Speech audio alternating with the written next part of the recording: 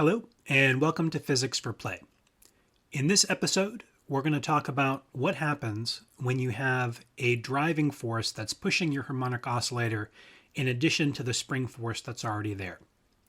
Let's get started. When thinking about forced harmonic motion, I always get the picture of a kid on a swing. So left to itself, the swing will go back and forth in roughly simple harmonic motion. But if you have a parent that's involved, the parent can go and actually provide a forcing function that if they push at just the right frequency, the kid's going to be able to swing back and forth at a pretty large amplitude. They're going to be able to go up pretty high, and they're going to be a pretty happy kid. So today we're going to consider forced harmonic motion and what happens if you take a simple harmonic oscillator and provide that force to it. So to start, let's recap and remind ourselves that we've been using a few different physics laws. There's the definition of acceleration. So acceleration is the second derivative of the displacement with respect to time. There's Newton's second law, which says that the force is the mass times that acceleration. We've talked about Hooke's law, which is that the restoring force from a spring is equal to minus some constant times the displacement. And we've also defined a linear drag force, which is going to be equal to minus a constant times the velocity. To our force equation, we're going to be adding a new force. So you can imagine this is the parent that's pushing you back and forth. And that's going to be given by a constant, F naught, times the cosine omega t. Or equivalently, we could write this as the real part of e to the I omega t using our complex exponential. So we are going to put that into a differential equation, and we're going to try to solve it by plugging in another ansatz, another guess. And we're going to do that for a couple of different cases. We're going to do that for a forced oscillator that does not have any damping, so it's undamped. Then we'll throw the damping force in there, which will make things a bit more complicated. And then we'll do the cheat code and use Mathematica's dsolve function. So let's see if we can solve our differential equation with the forcing function. Our differential equation is going to look like this. We've got the force is the mass times the acceleration, which equals the spring restoring force minus kx times that forcing function. And we're going to make the guess that the solution is a e to the I omega t. And I'm going to keep this simple for now. I'm not going to put in any phase shift. We're just going to do this as an example before we get to the forced and damped version, which will be the more complicated, complete version that we'll consider. So I'm going to just copy this and plug this in because that's the solution we want to come to. I will define my ansatz. I am also going to put in, I'm going to define what k is in the way we've done in previous episodes as being k is equal to the mass times the natural frequency squared, which should make the algebra a little bit easier when we get to it. I'm also going to make one more substitution here. Because we are going to be using our complex exponentials, rather than writing this as the cosine omega t, like I have it written here, I am going to write it as the real part of e to the I omega t. So I'm just going to delete that. And we'll put that there. And we'll do that. And let's see what happens when I plug this in.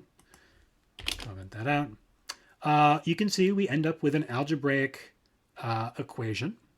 The e to the I omega t's are going to cancel out of that, which I can see if I just simplify that.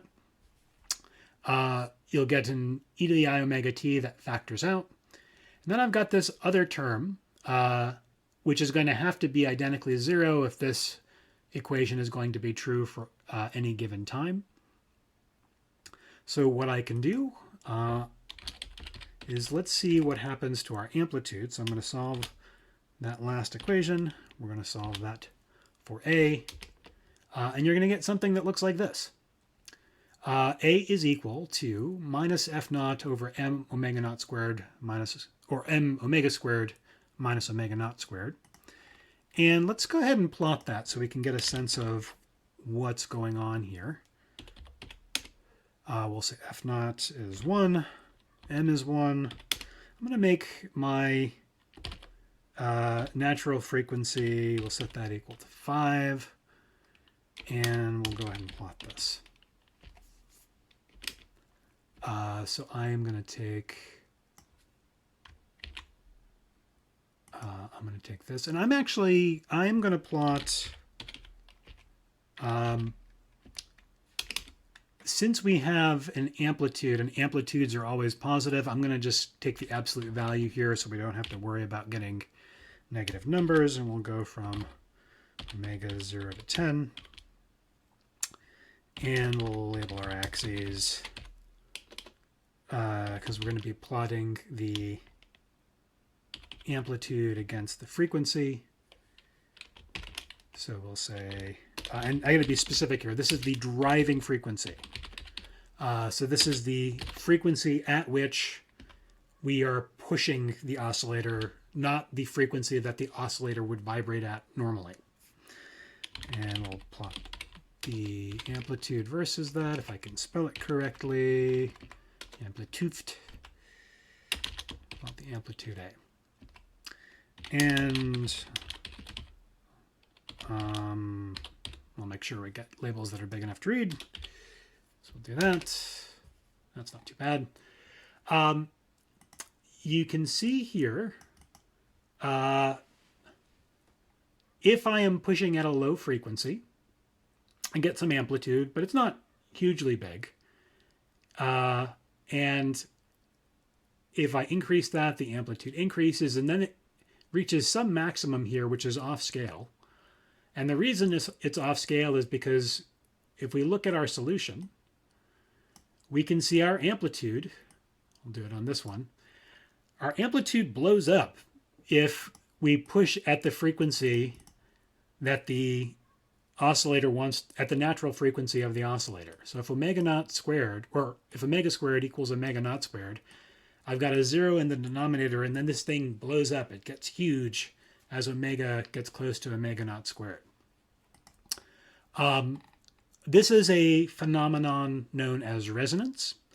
So if you are driving an oscillator at the frequency it wants to vibrate at, that will cause resonance where you get very large amplitude oscillations. It's kind of easy to think why this would be the case. So if you hit it at just the right frequency, it blows up. If you're too small of a frequency, you don't have a huge amplitude. If you're at too large of a frequency, you don't have a big amplitude.